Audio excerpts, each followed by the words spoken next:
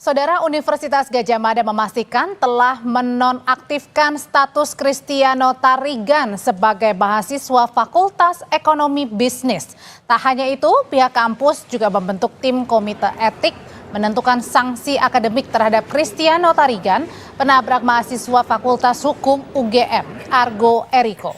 Tim komite etik UGM terdiri dari beberapa unsur, salah satunya adalah pimpinan Fakultas Hukum dan fakultas lainnya di UGM. Jadi pasca penetapan tersangka ya, jadi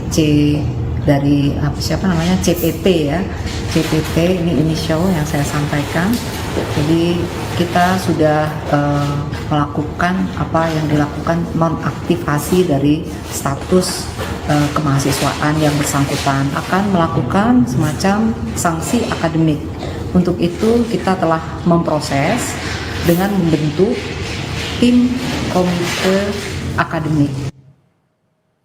Kejaksaan Negeri Sleman, Saudara, telah menerima berkas pemeriksaan tersangka Kristiano Tarigan, penabrak mahasiswa UGM pada Selasa 2 Juni. Pihak Kejaksaan Negeri Sleman menyebut masih butuh waktu untuk mempelajari berkas pemeriksaan Kristiano sebelum kasus ini siap naik ke persidangan. Kecelakaan yang menewaskan Argo Eriko Afandi terjadi pada Sabtu dini hari 24 Mei 2025 di Jalan Palagan, Sleman, Yogyakarta. DP terkait laka lantas sudah kita terima di tanggal 28 Mei 2025. Iya. Terus yang langkah selanjutnya yang dilakukan oleh kejaksaan apa, Pak? Langkah selanjutnya ini berkas perkara juga sudah dikirim hari ini tanggal 2 Juni 2025. Selanjutnya nanti jaksa akan melakukan penelitian terhadap berkas perkara ini. Saudara, polisi telah menyerahkan berkas pemeriksaan Kristiano Tarigan sebagai tersangka kasus kecelakaan maut yang menewaskan mahasiswa UGM Argo Eriko ke Kejaksaan Negeri Sleman. Sementara polisi juga masih terus menyelidiki kasus penggunaan plat palsu di mobil Kristiano saat kecelakaan terjadi. Kita bahas lengkapnya bersama kuasa hukum keluarga Argo, Wasingatu Zakia. Bu Zaki, Mbak Zaki, selamat sore. Selamat sore Mbak Audrey. Mbak Zaki, untuk awal dulu kami ingin mengetahui apakah hari ini ada pemeriksaan lanjutan dari polisi untuk pihak keluarga Argo, Bu, terkait dengan penetapan tersangka Kristiano? Ya, sejak kemarin kami sudah menerima hasil limpahan dari kepolisian ke kejaksaan. Kami sudah menerima berkasnya juga. Dan hari ini kami mengadakan pertemuan dengan Kasat Lantas.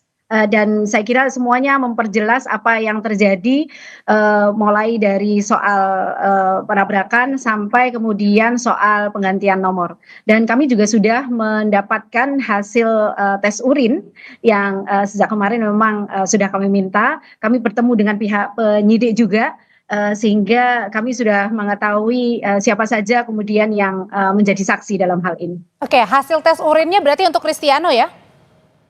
Hasil tes urin, iya, betul. Oke, hasilnya apa, dan kalau dengan kasus pemalsuan plat nomor ini sejauh ini yang dikatakan polisi apa, Bu, untuk perkembangan terbarunya?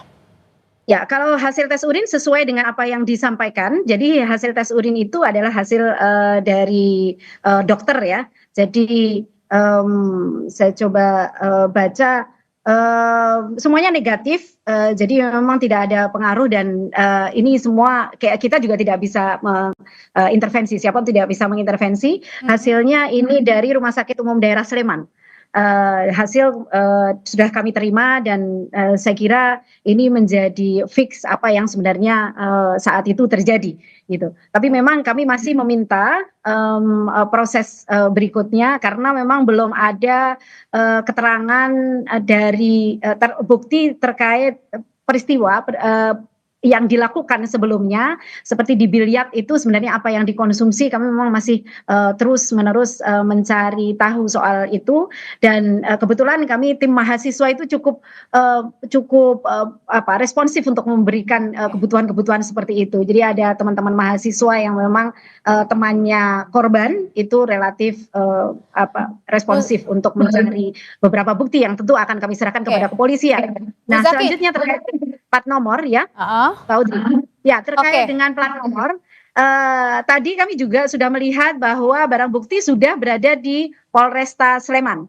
Jadi barang bukti semuanya sudah ada di sana, baik mobil BMW, mobil CR-V maupun korban sepeda motor. Dan dari sana saya kira kita bisa memperlihatkan juga bahwa prosesnya ini dipisah. Jadi di split nanti terkait dengan siapa yang kemudian akan menjadi tersangka pemalsuan itu nanti akan dipisah. Dan Mbak Audrey, nanti kita akan melihat apakah ada kaitan dengan tersangka terkait dengan orang yang memang memalsukan itu. Ya, Mbak Audrey. Ya, kita pisah-pisah dulu ya Bu kasusnya. Dari yang tadi Ibu mengatakan bahwa tadi ingin diteliti lagi meskipun sudah ada hasil tes urinnya, tapi kemudian Ibu dari kuasa hukum juga ingin meneliti lagi sebenarnya pada saat ia bermain biliar misalnya salah satunya ini kemudian mengonsumsi apa. Berarti artinya kalau kemarin pada saat polisi mengatakan bahwa kemungkinan besar karena kelelahan aktivitas yang padat dari pagi sampai dengan sore, ini belum cukup membuat lega dari pihak keluarga maupun kuasa hukum terkait dengan alasan Kristiano ini kemudian terlibat kecelakaan yang akhirnya menewaskan korban Argo. Ya, memang sudah ada penjelasan bahwa 16 jam aktivitas tidak berhenti, tetapi kami memerlukan bukti lagi untuk memperkuat bahwa tes urin itu benar adanya, maka apa yang dikonsumsi sebelumnya itu yang kemudian memang diperlukan untuk menambah kekuatan kami percaya dengan tes urin yang ada. Kemudian saya kira ini jadi hal yang penting untuk diproses. Oke. Kemudian kita bergeser ke kasus pemalsuan plat nomor ya. Kan ini beberapa saksi masih diperiksa, belum ada penetapan tersangka. Dari yang Ibu sebagai kuasa hukum menilainya seperti apa Bu? Padahal kan sudah ada bukti, ada kasus pemalsuan plat nomornya, tapi hingga kini belum ada penetapan tersangka. Ya, saya kira kepolisian memang hati-hati untuk menerapkan pasal sehingga unsur-unsurnya sangat kuat, dan apakah ini ada kaitannya dengan peristiwa itu ataukah memang orang yang memang tidak terkait langsung. Hal-hal seperti itulah yang kemudian polisi memang saya akui ini sedang berhati-hati dalam urusan ini. Kita tunggu bagaimana hasil kepolisian. Berhati-hatinya dalam hal apa Bu kalau yang Ibu lihat sendiri? Ya, kehati-hatiannya dalam menerapkan pasal apa sebenarnya yang akan disangkakan kepada pengganti nomor ini, itu satu. Yang kedua, kemudian apakah ada keterkaitan antara pengganti nomor ini dengan pihak tersangka. Oke, Bu Zaki, ini kan beberapa saksi terkait dengan kasus pemalsuan plat nomor ini sudah dipanggil oleh polisi, tetapi kemudian sudah 2 kali, hari ini juga tidak hadir. Nah, kalau untuk batas pemanggilan sendiri kan besok, kalau misalnya sampai tidak hadir juga saksi-saksi ini ke polisi, apa yang kemudian didorong dari kuasa hukum korban, Bu Zaki? Ya, terkait dengan penggantian plat nomor? Halo? Ya. Halo? Iya, betul. Ya. Kalau terkait dengan penggantian plat nomor, saya kira ini adalah satu peristiwa yang dinamakan obstruction of justice. Jadi upaya-upaya untuk menghalangi proses penyidikan itu seharusnya tidak boleh terjadi, dan saya kira kita akan terus mendorong kepolisian untuk sesegera mungkin menetapkan siapa sebenarnya tersangka dalam proses ini. Karena dari runutannya sendiri, kalau menurut Ibu sebenarnya seharusnya ada penetapan tersangka ya, karena untuk penggantian plat nomor ini terjadi pada saat mobil sudah menjadi barang bukti dan berada di Polres. Ya, berada di Polsek Nagrek lebih tepatnya. Oh iya, di Polsek. Nagrek. Ya. Jadi barang bukti sudah berada di kepolisian, berada di bawah kepolisian, dan ini seharusnya tidak terjadi. Tetapi CCTV itu kan bisa membuktikan itu, dan saya kira polisi memang harus segera mungkin. Laporan kepada polisi sudah ada, tinggal kemudian memproses dan membuat penetapan siapa sebenarnya tersangka yang sesungguhnya. Ya, Bu Zaki, terakhir pertanyaan dari saya untuk dari Ibu Argo sendiri, kemarin kan masih syok, kemudian tidak bisa berkata banyak, tapi kemudian meminta kasus ini tetap diproses ya, dilanjutkan ke hukum. Sejauh ini dari pihak keluarga bagaimana melihat penanganan kasus? Ya, untuk dari pihak keluarga tentu memang berharap penanganan kasus berjalan seadil-adilnya sesuai dengan apa yang ada. Jadi saksi-saksi semuanya sudah dipanggil.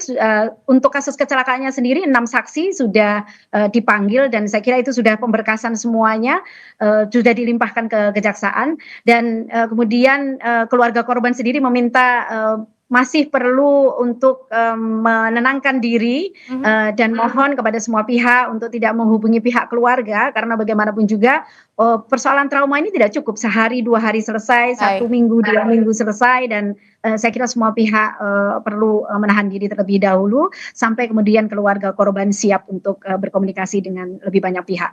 Kuasa hukum keluarga Argo, terima kasih Bu Wasingatu Zakia sudah berbagi informasi paling baru mengenai penanganan kasus yang akhirnya menewaskan Argo mahasiswa UGM dalam kecelakaan.